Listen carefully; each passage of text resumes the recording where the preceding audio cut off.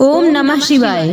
प्रिय भक्तजनों, आज मैं आपको गणेश चतुर्थी व्रत कथा का श्रवण करा रही हूँ। हिंदू पंचांग के अनुसार गणेश चतुर्थी हर माह कृष्ण पक्ष और शुक्ल पक्ष में चौथे दिन आती है। शुक्ल पक्ष की चतुर्थी को विनायक चतुर्थी या अंगारकी चतुर्थी कहा जाता है, जबकि कृष्ण पक्ष की चतुर्थी को संकष्टी चतुर्थी कहते हैं। संकष्टी चतुर्थी के दिन चंद्र दर्शन का बेहद महत्व होता है। इस व्रत को चंद्र दर्शन के साथ पूर्ण करना अत्यंत शुभ होता है। संकष्टी चतुर्थी पर भक्त विघ्नहर्ता भगवान गणेश की पूजा अर्चना करते हैं। संकष्टी चतुर्थी के दिन से 27 हरी दूर्वा की पत्तियां एक कलावे से बांधकर प्रतिदिन गणेश जी को लगातार 11 दिन तक अर्पित करने से श्री गणपति कृपा से संकटों से मुक्ति मिलती है। पौराणिक कथाओं के अनुसार भाद्र मास के शुक्ल पक्ष की चतुर्थी को गणपति का जन्म हुआ था। इस दिन भगवान गणेश की पूजा अर्चना करने से सभी मनोकामनाएं पूर्ण होती हैं और कष्टों का निवारण होता है। इस दिन व्रत कथा सुनने मात्र से भक्तों के सभी कष्ट दूर हो जाते हैं। संकष्टी गणेश चतुर्थी व्रत करने से घर परिवार में आ रही विपदा दूर होती है। कई दिनों से रुके मांगलिक कार्य संपन्न होते हैं तथा भगवान श्री गणेश असीम सुखों की प्राप्ति कराते हैं। तो आइए आज इस वीडियो के माध्यम से गणेश चतुर्थी की 4 अलग अलग कथाएं सुनाते हैं। पहली कथा पौराणिक एवं प्रचलित श्री गणेश कथा के अनुसार एक बार देवता कई विपदाओं में घिरे थे। तब वह मदद मांगने भगवान शिव के पास आए। उस समय शिव के साथ कार्तिकेय तथा गणेश जी भी बैठे थे। देवताओं की बात सुनकर शिव जी ने कार्तिकेय व गणेश जी से पूछा कि तुम में से कौन देवताओं के कष्टों का निवारण कर सकता है। तब कार्तिकेय व गणेश जी दोनों ने ही स्वयं को इस कार्य के लिए सक्षम बताया। इस पर भगवान शिव ने दोनों की परीक्षा लेते हुए कहा कि तुम दोनों में से जो सबसे पहले पृथ्वी की परिक्रमा करके आएगा वही देवताओं की मदद करने जाएगा। भगवान शिव के मुख से यह वचन सुनते ही कार्तिकेय अपने वाहन मोर पर बैठकर पृथ्वी की परिक्रमा के लिए निकल गए। परंतु गणेश जी सोच में पड़ गए कि वह चूल्हे के ऊपर चढ़कर सारी पृथ्वी की परिक्रमा करेंगे तो इस कार्य में उन्हें बहुत समय लग जाएगा। तभी उन्हें एक उपाय सूझा। गणेश अपने स्थान से उठे और अपने माता पिता की 7 बार परिक्रमा करके वापस बैठ गए। परिक्रमा करके लौटने पर कार्तिकेय स्वयं को विजेता बताने लगे। तब शिव जी ने श्री गणेश से पृथ्वी की परिक्रमा न करने का कारण पूछा। तब गणेश ने कहा, माता पिता के चरणों में ही समस्त लोक हैं। यह सुनकर भगवान शिव ने गणेश जी को देवताओं के संकट दूर करने की आज्ञा दी। इस प्रकार भगवान शिव ने गणेश जी को आशीर्वाद दिया कि चतुर्थी के दिन जो तुम्हारा पूजन करेगा और रात्रि में चंद्रमा को अर्घ्य देगा उसके तीनों ताप यानी दैहिक ताप, दैविक ताप तथा भौतिक ताप दूर होंगे। इस व्रत को करने से व्रतधारी के सभी तरह के दुख दूर होंगे और उसे जीवन के भौतिक सुखों की प्राप्ति होगी। चारों तरफ से मनुष्य की सुख समृद्धि बढ़ेगी। पुत्र पौत्रादि धन ऐश्वर्य की कमी नहीं रहेगी। आइए अब जानते हैं गणेश चतुर्थी व्रत की दूसरी कथा।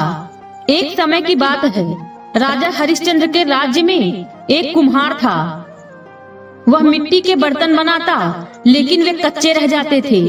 एक पुजारी की सलाह पर उसने इस समस्या को दूर करने के लिए एक छोटे बालक को मिट्टी के बर्तनों के साथ आवा में डाल दिया।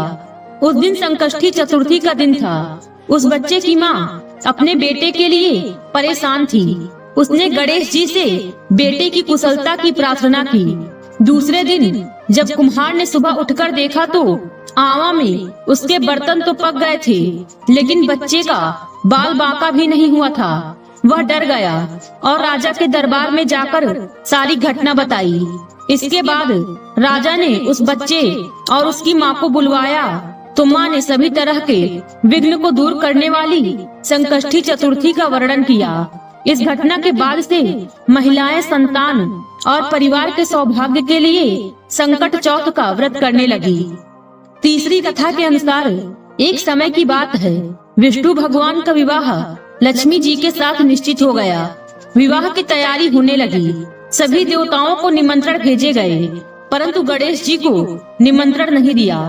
कारण जो भी रहा हो, अब भगवान विष्णु की बारात जाने का समय आ गया। सभी देवता अपनी पत्नियों के साथ विवाह समारोह में आए।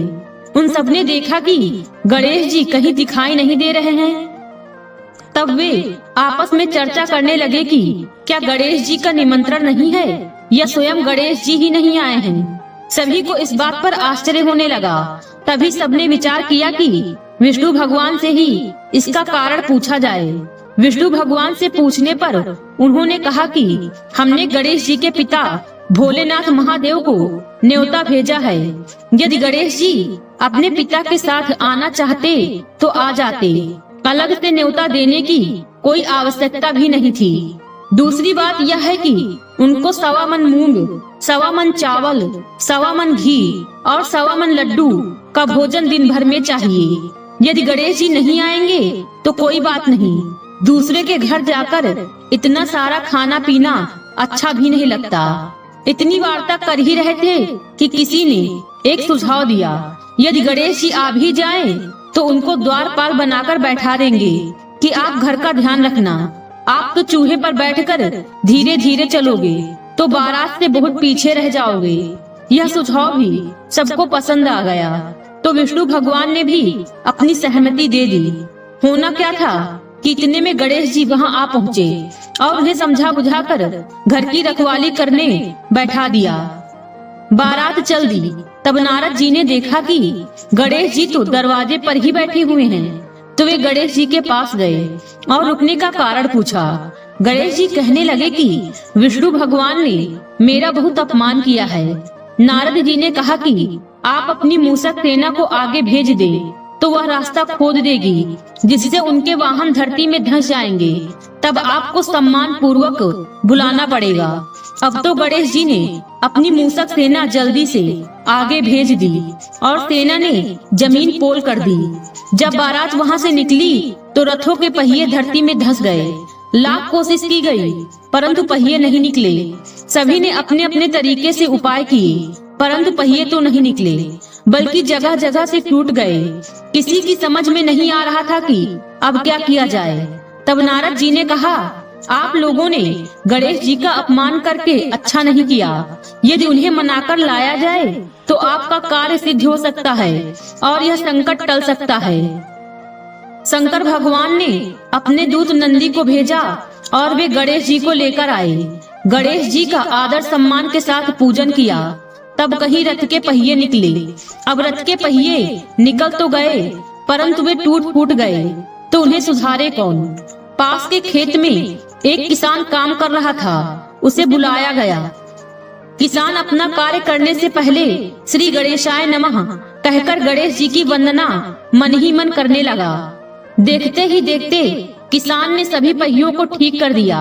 तब किसान कहने लगा कि हे देवताओं, आपने सर्वप्रथम गणेश जी को नहीं मनाया होगा और न ही उनकी पूजा की होगी, इसलिए तो आपके ऊपर यह संकट आया है। हम तो मूर्ख अज्ञानी हैं, फिर भी पहले गणेश जी को पूजते हैं, उनका ध्यान करते हैं। आप लोग तो देवतागण हैं, फिर भी आप गणेश जी को कैसे भूल गए। अब आप लोग भगवान श्री गणेश जी की जय बोल कर जाएं, तो आपके सब काम बन जाएंगे और कोई संकट भी नहीं आएगा। ऐसा कहते हुए बारात वहां से चल दी और विष्णु भगवान का लक्ष्मी जी के साथ विवाह संपन्न करा के सभी सकुशल घर लौट आए। हे गणेश जी महाराज, आपने विष्णु को जैसो कारज सरियो, ऐसे कारज सबको सिद्ध कर जो। बोलो गजानन भगवान की जय। चौथी कथा के अनुसार श्री गणेश चतुर्थी व्रत की पौराणिक कथा के अनुसार एक बार भगवान शिव तथा माता पार्वती नर्मदा नदी के किनारे बैठे थे। वहां माता पार्वती ने भगवान शिव से समय व्यतीत करने के लिए चौपड़ खेलने को कहा। शिव जी चौपड़ खेलने के लिए तैयार हो गए, परंतु इस खेल में हार जीत का फैसला कौन करेगा, यह प्रश्न उनके समक्ष उठा तो भगवान शिव ने कुछ तिनके एकत्रित कर उसका एक पुतला बनाकर उसकी प्राण प्रतिष्ठा कर दी और पुतले से कहा, बेटा हम चौपड़ खेलना चाहते हैं, परंतु हमारी हार जीत का फैसला करने वाला कोई नहीं है, इसलिए तुम बताना कि हम दोनों में से कौन हारा और कौन जीता। उसके बाद भगवान शिव और माता पार्वती का चौपड़ खेल शुरू हो गया। यह खेल 3 बार खेला गया और संयोग से तीनों बार माता पार्वती ही जीत गई। खेल समाप्त होने के बाद बालक से हार जीत का फैसला करने के लिए कहा गया, तो उस बालक ने महादेव को विजयी बताया। यह सुनकर माता पार्वती क्रोधित हो गई और क्रोध में उन्होंने बालक को लंगड़ा होने, कीचड़ में पड़े रहने का श्राप दे दिया। बालक ने माता पार्वती से माफी मांगी और कहा कि यह मुझसे अज्ञानतावश ऐसा हुआ है, मैंने किसी द्वेष भाव में ऐसा नहीं किया। बालक द्वारा क्षमा मांगने पर माता ने कहा, यहाँ गणेश पूजन के लिए नाग कन्याएं आएंगी, उनके कहे अनुसार तुम गणेश व्रत करो, ऐसा करने से तुम मुझे प्राप्त करोगे। यह कहकर माता पार्वती शिव के साथ कैलाश पर्वत पर चली गई। 1 वर्ष के बाद उस स्थान पर नाग कन्याएं आईं। तब नाग कन्याओं से श्री गणेश के व्रत की विधि मालूम करने पर उस बालक ने 21 दिन लगातार गणेश जी का व्रत किया। उसकी श्रद्धा से गणेश जी प्रसन्न हुए। उन्होंने बालक को मनोवांछित फल मांगने के लिए कहा। उस पर उस बालक ने कहा, हे विनायक, मुझ में इतनी शक्ति दीजिए कि मैं अपने पैरों से चलकर अपने माता पिता के पास कैलाश पर्वत पर पहुंच सकूं और वे यह देख प्रसन्न हों।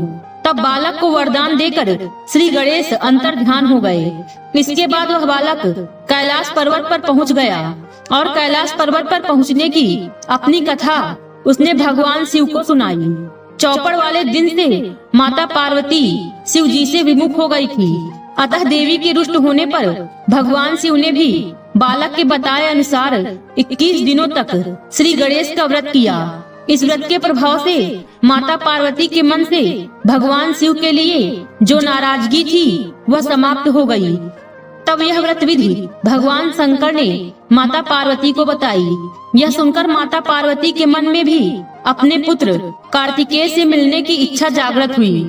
तब माता पार्वती ने भी 21 दिन तक श्री गणेश का व्रत किया तथा दूर्वा फूल और लड्डुओं से गणेश जी का पूजन अर्चन किया। व्रत के 21वें दिन कार्तिकेय स्वयं माता पार्वती जी से आ मिले। उस दिन से श्री गणेश चतुर्थी का यह व्रत समस्त मनोकामनाओं की पूर्ति करने वाला व्रत माना जाता है। इस व्रत को करने से मनुष्य के सारे कष्ट दूर हो जाते हैं और मनुष्य को समस्त सुख सुविधाएं प्राप्त होती हैं। आज की वीडियो में बस इतना ही।